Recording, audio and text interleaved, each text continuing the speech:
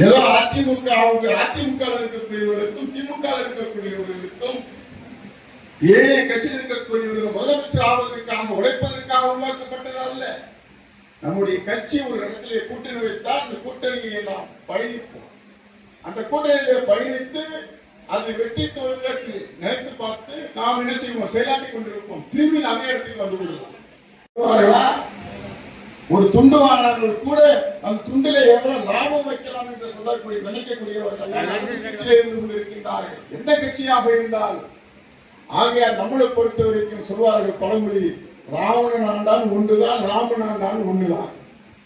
இதை நான் புரிந்து கொண்டு 9 மனிதநேய மக்கள் கட்சி தாமத ரயில்வே மைதானத்தை துவக்கப்படுகிறது. பல்வேறு லட்சக்கணக்கான மக்கள் பல்வேறு கோரிக்கை முன்வைத்து இந்த கட்சியை நாம் துவங்குகின்றோம். இந்த கட்சியை துவங்குவதற்கு முன்பாக என்ன பணியாற்றினோம்? 1995ஆம் ஆண்டிலிருந்து 2009 வரைக்கும் மிக பலமான போராட்டம், வேகமான போராட்டம். அன்சாரி பழைய நினைவுபடுத்தினார்.